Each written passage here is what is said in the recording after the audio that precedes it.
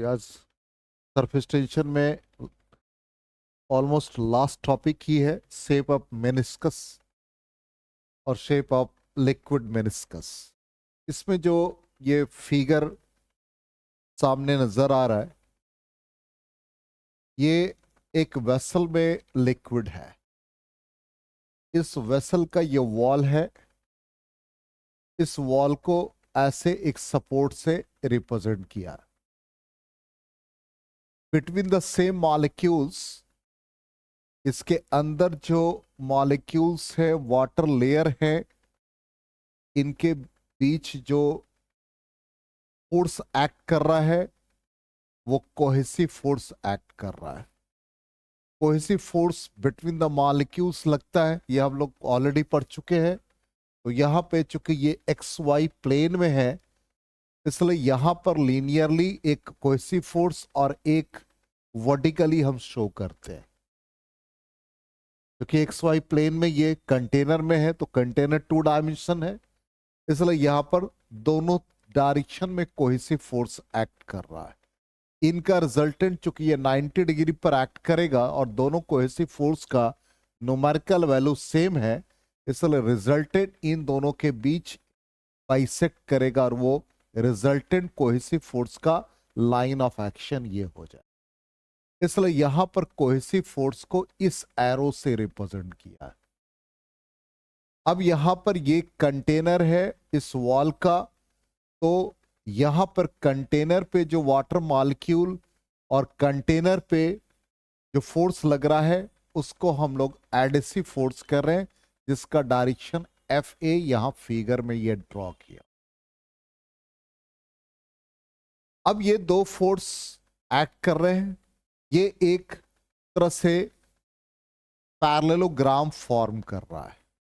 अब इस पैरेललोग्राम का यदि हम इसको एक कंप्लीट डायग्राम क्रिएट करें तो रिजल्टेंट इस डायरेक्शन में होगा और यही रिजल्टेंट का डायरेक्शन एफ एन इसके अलोंग है। हम लोगों ने जो बेसिक पढ़ रखा है कि एक फोर्स P दूसरा फोर्स Q, P और Q के बीच का एंगल थीटा और ये रिजल्टेंट R एक्ट करता था। रिजल्टेंट R P के साथ एंगल फॉर्म करता था अल्फा, तो R square is equal to P square plus Q square plus 2PQ cos theta होता। याद है ना? ठीक। और यहां पर tan alpha is equal to लिखते थे हम लोग Q sine theta divided by P plus Q cos theta. याद आया? क्लियर? तो यहां रिजल्टेंट और P के बीच का एंगल अल्फा है। ठीक, तो रिजल्टेंट हमारा पी एफ एन हो गया और फर्स्ट फोर्स क्या बन गया? एडेसिव पी जो अल्फा एंगल फॉर्म कर रहा है और ये क्या बन जाएगा? क्यू की तरह एक्ट करेगा। ठीक, और पी और क्यू के बीच में मतलब एफ ए और एफ सी के बीच का एंगल क्या बन जाएगा? थीटा बन जाएगा। आया समझ में? पहले ये डायग्राम ड्रॉ करो तभी इसका एनालिसिस समझ में आएगा। रौनक जी इधर ध्यान दे दें।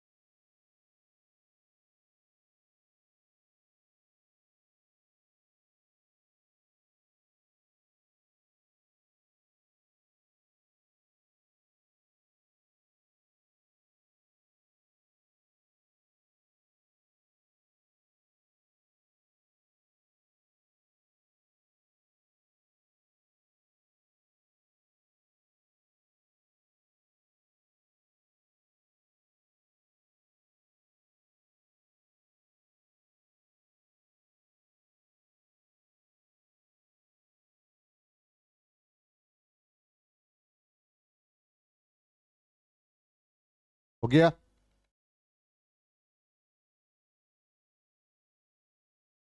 अब यहां पे tan अल्फा जो लिखा है उसी के अकॉर्डिंग एडेसिव और कोहेसिव फोर्स लिखेंगे आप। तो Q की तरह कौन एक्ट कर रहा है? FC एक्ट कर रहा है। तो FC साइन थीटा हो गया, ठीक। और P की जगह पर FA एक्ट कर रहा है, FC और ये कॉस थीटा।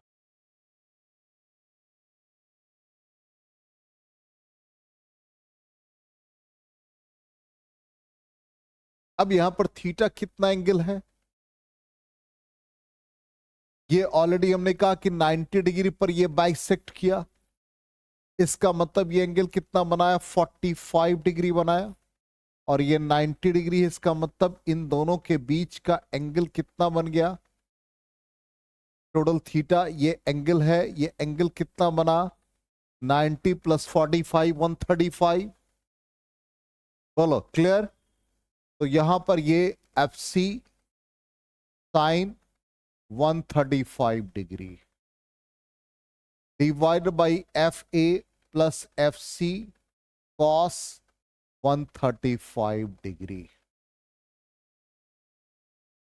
135 का वैल्यू सब्स्टिट्यूट करो। ये वाला पार्ट नोट कर लिया है, इसको इरेज कर दे रहे। इसके वैल्यू को सब्स्टिट्यूट करो, देखो क्या आता है रिजल्ट। साइन 135 जो 45 का वैल्यू होता है वही 135 का। सेकेंड क्वाड्रेंट में साइन का वैल्यू क्या होगा? पॉजिटिव, और कॉस का वैल्यू नेगेटिव। तो ये साइन 135 क्या हो गया? 1/√2। और ये बन गया F A plus F C into -1/√2। √2 cancel हो जाएगा, तो F C divided by √2 F A minus F C, it is tan alpha. अब इसी पर सारा एनालिसिस होगा।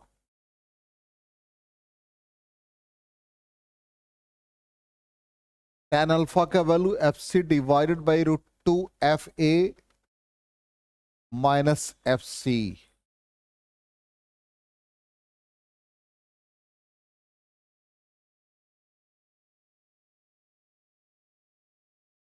हो गया? यहां तक नोट कर लिया सबने? अब यही रिजल्टेंट हम लोग देख लेते हैं। वही कहा कि एक कैपिलरी ट्यूब को हमने डिप किया वाटर में, तो उस कंडीशन में जो वाटर राइज किया, उस कंडीशन में जो फोर्स ऑफ कोहेसन और फोर्स ऑफ एडिशन एक्ट कर रहा है, तो जो कर्व सरफेस बनता है लिक्विड का, इसी को हम लोग मेनिस्कस कहते हैं।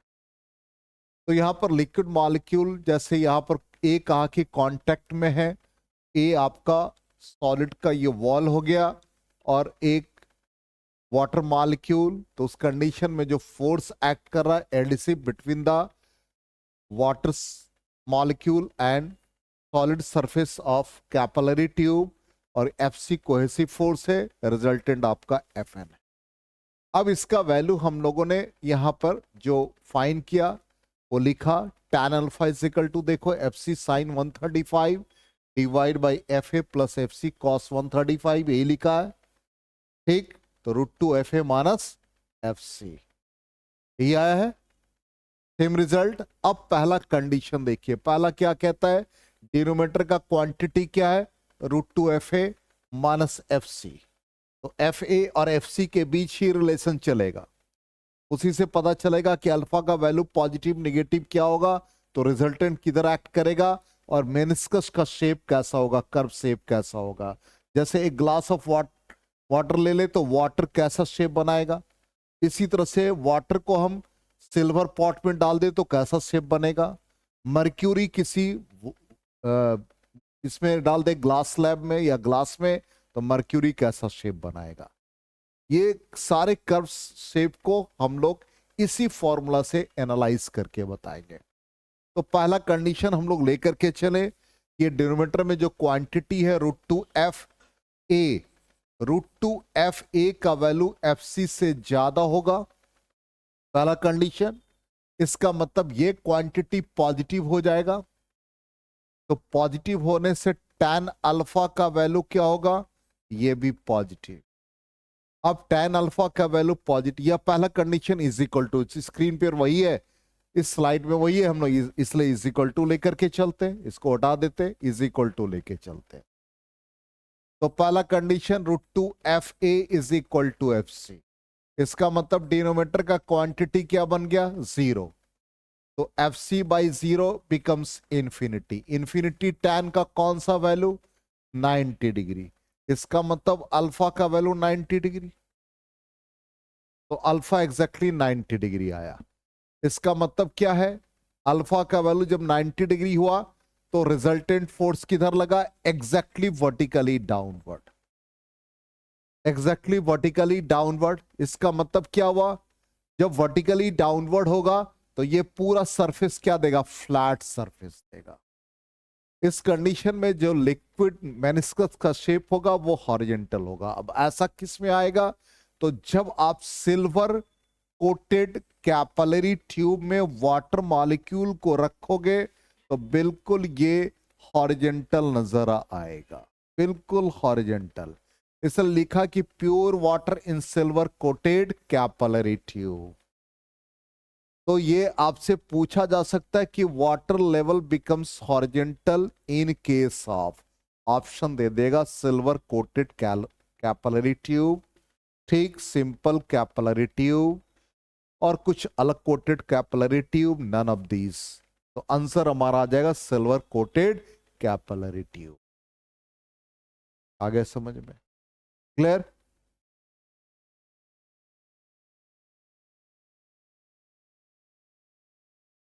एक एक पॉइंट को 3 कंडीशंस बन सकते हैं। एक पहला कंडीशन हो गया,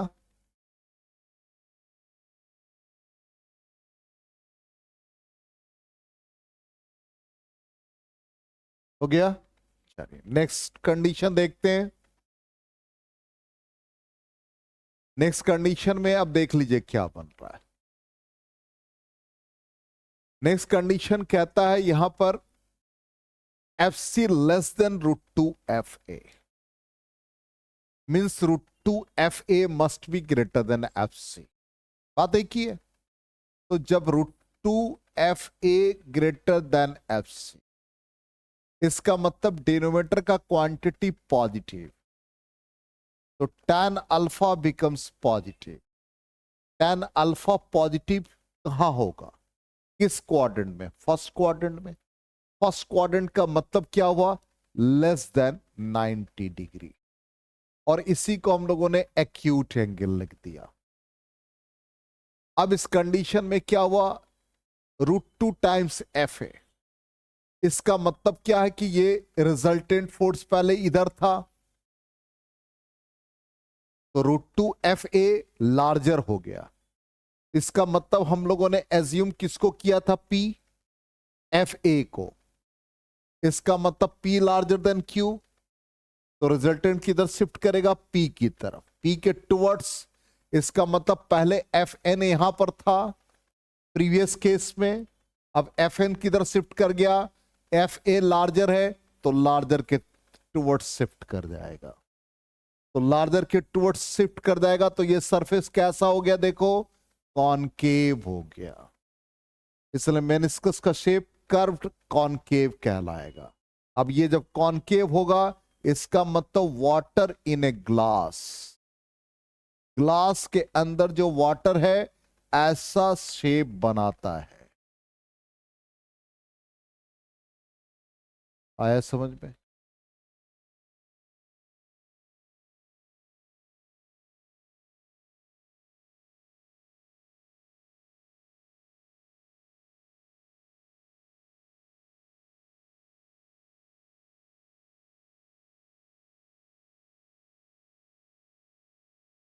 हो गया।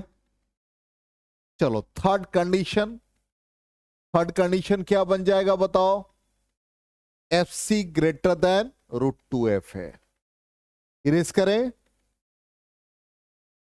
तो थर्ड कंडीशन में FC ग्रेटर देन √2 FA, तो अब क्या बन जाएगा, अल्फा का वैल्यू डिनोमिनेटर का क्वांटिटी निगेटिव, इसका मतलब अल्फा क्या बन गया, नेगेटिव। नेगेटिव tan का वैल्यू किस क्वाड्रेंट में, सेकेंड क्वाड्रेंट। इसका मतलब अल्फा ग्रेटर देन 90 डिग्री। तो जब 90 डिग्री बनेगा सेकेंड क्वाड्रेंट में, ठीक, तो उस कंडीशन में रिजल्टेंट किधर जाएगा, कौन वैल्यू ज्यादा देगा, एफ सी लार्जर है एफ ए से। तो पहले किधर रिजल्टेंट था, इस साइड रिजल्टेंट था एफ एन, और ये हमारा एफ ए है, इधर एफ सी लाई कर रहा है। इसका मतलब ये रिजल्टेंट शिफ्ट कर जाएगा टुवर्ड्स द एफ सी होगा। इसका मतलब एफ एन का नया डायरेक्शन इधर हो गया, ठीक, रिजल्टेंट इधर हो गया। तो ये सरफेस कैसा बन जाएगा, इस तरह का बन जाएगा। तो ये सरफेस क्या कहलाता, कॉन्वेक्स सरफेस। तो ऐसा सरफेस हो जाएगा।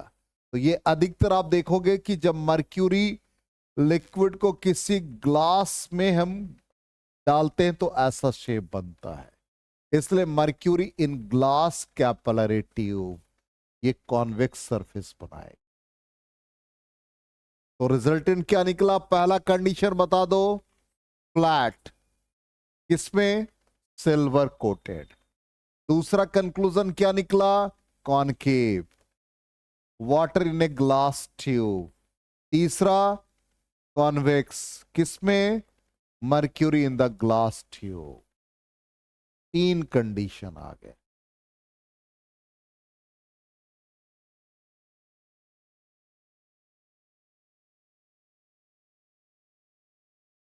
ठीक है, आगे बढ़े।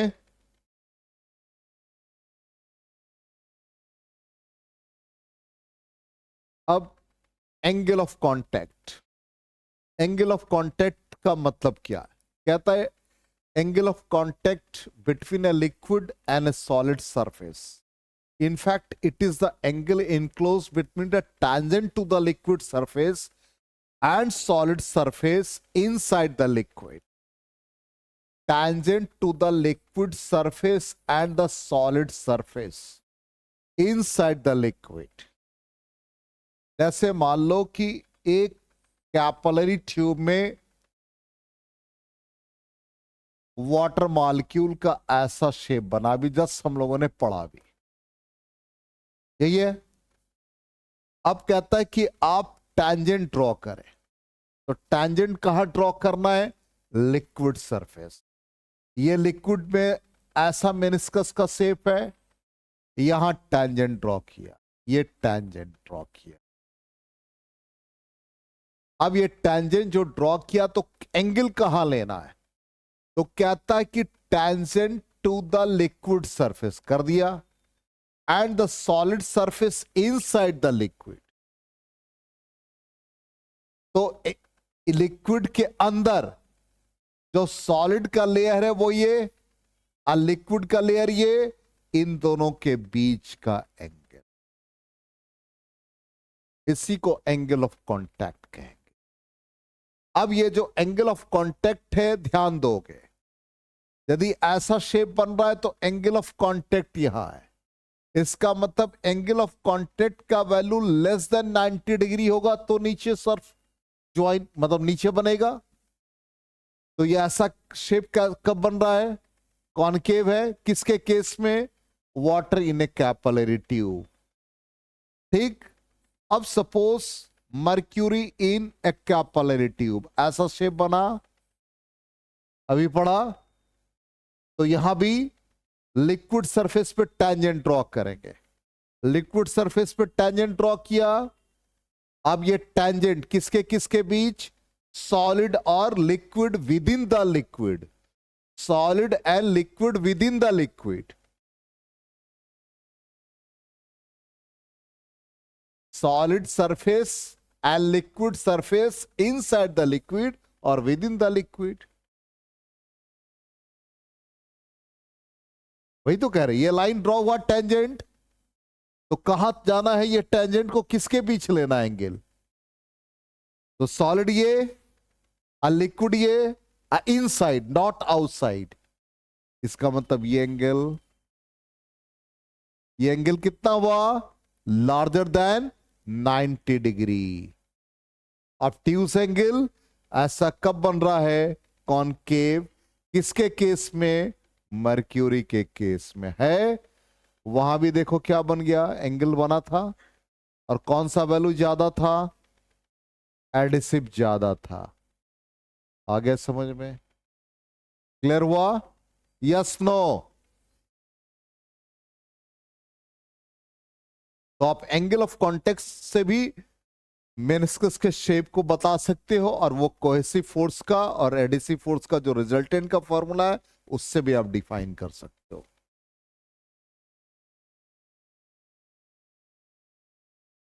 हो गया?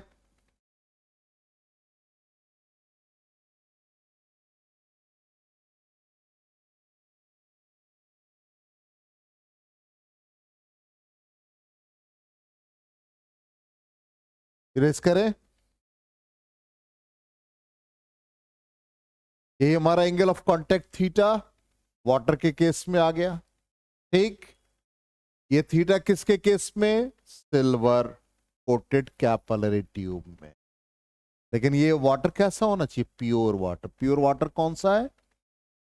डिस्टिल वाटर, जो बैटरी में डालते हैं चार्जिंग कंडीशन। और ये कैसा शेप बना? अभी जस्ट बताया, मर्क्यूरी इन ए कैपिलरी ग्लास ट्यूब। तीनों एग्जाम्पल आपके सामने, ठीक है, आपके पीडीएफ में भी डाला हुआ है। चलिए अब आ जाए एसेंट फॉर्मूला, बहुत इंपॉर्टेंट है। एसेंट फॉर्मूला कहता है जो लिक्विड, ये बहुत सारे फिगर हमने ड्रॉ कर रखा है, इसमें सबसे इंपॉर्टेंट ये डिफरेंट लेयर। तो प्रेशर का वैल्यू क्या है? 2T/R। तो लिक्विड ड्रॉप के लिए कितना लिक्विड राइज करा इस कैपिलरी ट्यूब में, तो वो हमने यहां पर दिखा है कि जैसे ये डिप किया इनिशियली, उसके बाद ये डिफरेंट, जैसे ही डिप करोगे तो लिक्विड राइज करेगा थ्रू हाइट h। तो जब हाइट h किया तो उस कंडीशन में हम लोगों ने यूज कर लिया access pressure inside liquid drop, जिसका वैल्यू क्या है? 2T/R। तो एक्सेस प्रेशर का formula delta P previous class से पढ़ रखा, 2T/R। उसके हेल्प से हम लोग एसेंट फॉर्मूला निकालेंगे। अब एसेंट फॉर्मूला कहता है कि जो लिक्विड राइज कर रहा है वो हाइट किस पर डिपेंड करेगा, यही एसेंट फॉर्मूला है। तो height of liquid in A capillary tube, क्या वो रेडियस पर डिपेंड करेगा? किस पर डिपेंड करेगा? तो ये जैसे हमने मान लो एक लिक्विड का मेनिस्कस का शेप हमने ड्रॉ किया, ठीक। अब यहां पर ये टैंजेंट ड्रॉ करके एंगल ऑफ कांटेक्ट थीटा आ गया। ये जो कैपिलरी है, ये कैपिलरी का अपना रेडियस, अपना क्रॉस सेक्शनल पार्ट है। इस कैपिलरी का रेडियस स्मॉल r ले रहे हैं, और ये जो लिक्विड ड्रॉप है, ये जो शेप बना रहा है, इसका रेडियस कैपिटल R ले रहे हैं। ध्यान देना। तो इसका सेंटर मान लो यहां पर है, एक एग्जाम्पल। तो ये रेडियस हमारा R, और जो कैपिलरी है इसका ये हॉरिजेंटल रेडियस R। यहां से एक परपेंडिकुलर ड्रॉ किया, तो बाय ज्योमेट्री ये एंगल थीटा होगा। ये आपके लिए होमवर्क है, आप देख लीजिएगा, एंगल थीटा बनेगा। इन दोनों में रिलेशन क्या बना? ये हाइपोटेन्यूज हो गया और ये बेस हो, इसका मतलब R is equal to R cos theta बन गया। हम लोगों ने excess pressure inside liquid drop पढ़ा है 2T/R। R किसका रेडियस? लिक्विड ड्रॉप का, not capillary tube. Small r किसका है रेडियस? कैपिलरी ट्यूब का। कैपिलरी समझते हैं? कैपिलरी एक लिक्विड जो राइज और फॉल करता थ्रू ए ट्यूब, उसको हम लोग कैपिलरी कहते हैं। राइज और fall through a tube is known as capillary. Capillary action वही कहलाता है, ये लिक्विड का राइज करना, फॉल करना, वो कैपिलरी। ठीक। अब यहां पर delta P is equal to क्या बना, 2T/R। Excess pressure inside liquid drop क्या पढ़ा, 2T/R। और प्रेशर का वैल्यू हम लोगों ने पढ़ा कितना हाइट ये लिक्विड राइज किया, H। इसका गॉस प्रेशर कितना हो गया, H रो जी, भूल गए। Absolute pressure is equal to atmospheric pressure plus H rho g. तो एब्सोल्यूट माइनस एटमॉस्फेरिक प्रेशर बराबर H रो जी। तो गॉस प्रेशर क्या बना, H रो जी। तो डेल्टा P का वैल्यू क्या हो गया, H रो, रो किसका, डेंसिटी वाटर का, 2T। अब इस R का वैल्यू देखो कितना आ गया, R/cos थीटा, R/cos थीटा। तो H इज इक्वल टू क्या बना, 2T cos theta by R rho into g. This is known as ascent formula. इसी को हम लोग एसेंट फॉर्मूला कहते हैं। अब गौर से देखिएगा क्या रिजल्ट आ गया इस एसेंट फॉर्मूला का, H is equal to 2T cos theta divided by R rho into g. It means height is inversely proportional to radius of the capillary tube। Capillary tube का जितना रेडियस कम होगा उतना ही liquid का height increase करेगा। इसका मतलब यदि मान लो अब यहां पर ये लिक्विड है और आपने एक फाइन पोर का एक कैपिलरी लिया जिसका रेडियस काफी स्मॉलर है, एक ऐसा लिया जिसका रेडियस लार्जर है। दोनों में जो लिक्विड राइज करेगा इसमें ज्यादा करेगा और इसमें कम करेगा, क्योंकि इसका हाइट लिक्विड का किस पर डिपेंड कर रहा, रेडियस पे। इसका रेडियस मान लो R1 है, इसका रेडियस R2, तो R1 लेस देन R2, तो इसमें ज्यादा लिक्विड राइज करेगा। इसका हाइट H1 और इसका हाइट जो लिक्विड राइज किया H2, तो H1 ग्रेटर देन H2। तो जो लिक्विड राइज कर रहा है लिक्विड एसेंट, इसलिए नाम पड़ गया एसेंट फॉर्मूला। ये मत सोचिएगा कि एसेंट का मतलब कोई साइंटिस्ट का नाम है।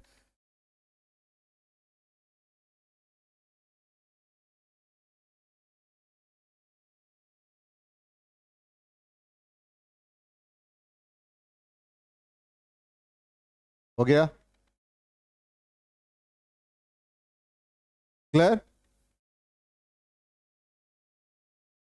यही देख लीजिए, सरफेस टेंशन, एटमॉस्फेरिक प्रेशर, और फाइनली जो रिजल्ट आया यही आ गया 2T cos theta by R रो।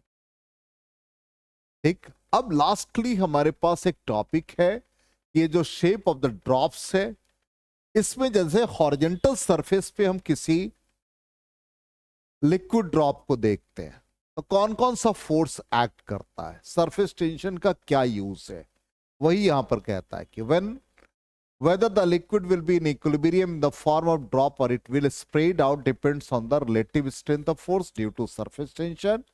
एक है TLA, एक है TSA, एक है TSL और थीटा एंगल ऑफ कांटेक्ट। तो इससे हमारा क्या रिजल्ट आता है, क्या हम कहना चाहते हैं, कहना ये चाह रहे हैं कि ये जैसे सॉलिड सरफेस, बिल्कुल मान लो कि एक हमने टेबल पे, कोई सॉलिड टेबल पे जो आपका वुड है वो सॉलिड सरफेस है, तो सॉलिड सरफेस हो गया, और इसी पर एक वाटर ड्रॉपलेट्स टेबल के पास है। तो ये लिक्विड है और ये सॉलिड है। लिक्विड और सॉलिड के बीच जो फोर्स एक्ट कर रहा है इसका नाम surface tension due to solid and liquid लिखा। हमने फिर पढ़ा कि ये लिक्विड है और इस पर हम एक टैंजेंट ड्रॉ करें, और ये टैंजेंट सॉलिड और लिक्विड के बीच होगा, और विद इन द लिक्विड इसको एंगल ऑफ कांटेक्ट कहते थीटा। अब ये जो टैंजेंट ड्रॉ किया, ये जो फोर्स एक्ट कर रहा है बिटवीन लिक्विड और इधर एयर है, तो LA से रिप्रेजेंट किया। और एक फोर्स इधर लगा जो सॉलिड और एयर के बीच है। यदि ये लिक्विड ड्रॉप ऐसे ही है बिल्कुल, और थोड़ी जैसे ही वाटर ड्रॉपलेट डाले यदि वो स्प्रेड नहीं कर रहा है, इसका मतलब इक्विलिब्रियम में है। यदि वो फैल जाएगा तो इक्विलिब्रियम नहीं होगा। तो क्यों फैलेगा वो देख लेते हैं। और यदि मर्क्यूरी का ड्रॉप डालते हैं तो वो स्फेरिकल ही रह जाएगा। क्यों रहेगा वो भी चेक करते हैं। अब यहां पर TLA का एक कंपोनेंट इधर काम करेगा, TLA cos थीटा। एक कंपोनेंट इधर काम करेगा, TLA sin थीटा। क्लियर? अब ये हॉरिजॉन्टल सरफेस पे है, इसलिए सिस्टम यदि हॉरिजॉन्टली इक्विलिब्रियम में हो तो TLA cos थीटा और TSL must be equal to TSA होना चाहिए।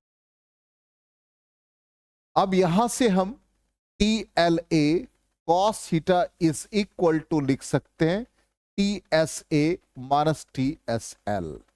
तो cos थीटा का value TSA minus TSL divided by TLA। cos theta का वैल्यू फर्स्ट क्वाड्रेंट में पॉजिटिव होता है। अब गौर से देखो TSA, ध्यान देना TSA यदि TSL से लार्जर होगा तो cos theta will be positive. ठीक, इसका मतलब थीटा का वैल्यू 0 और 90 डिग्री के बीच हो। ठीक, इसका मतलब वो क्या होगा, TSA सॉलिड और एयर के बीच जो फोर्स लग रहा है, और SL लिक्विड और सॉलिड के बीच जो फोर्स लग रहा है, यदि TSA लार्जर हो गया, TSA लार्जर हो गया, देखो एक्सप्रेशन तो वही कह रहा है ना जी। तो TSA लार्जर होगा तो cos थीटा का वैल्यू क्या होगा, पॉजिटिव। तो जब पॉजिटिव होगा तो क्या आएगा, थीटा का वैल्यू लेस देन 90 डिग्री। इस और दूसरा कंडीशन क्या आएगा, TSA लेस देन TSL। तो क्या बनेगा, थीटा का वैल्यू ग्रेटर देन 90 डिग्री। तीसरा कंडीशन क्या आ जाएगा, TSA is equal to TLA। तो थीटा का वैल्यू 90 डिग्री एग्जैक्टली। ठीक, अब यहां पर देख करके बता दो कि यदि हम वाटर ड्रॉपलेट डालते हैं तो वाटर ड्रॉपलेट्स क्या होता है, फ्लैट हो जाता है। और जब मर्क्यूरी डालते हैं तो वो उसी शेप में रह जाता है। क्या रीजन है,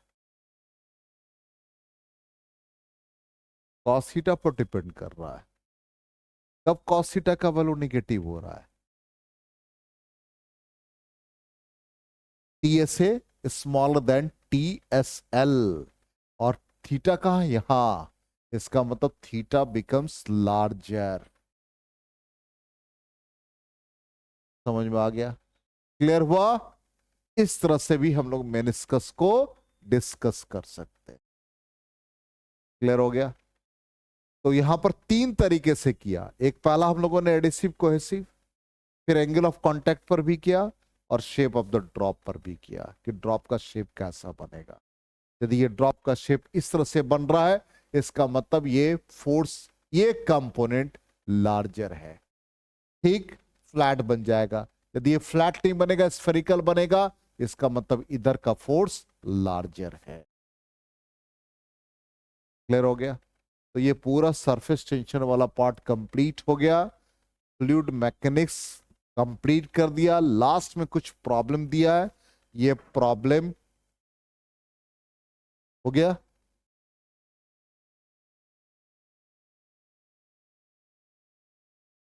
तो लास्ट में कुछ प्रॉब्लम है, इस प्रॉब्लम को आप लोग बनाएंगे। ये ऑलरेडी हम लोगों ने अमाउंट ऑफ वर्क वाला पार्ट कर रखा है, उसी का ये क्वेश्चन है। सिर्फ क्वेश्चन फॉर्मेट और थियोरेटिकल हम लोग बना चुके हैं इसका।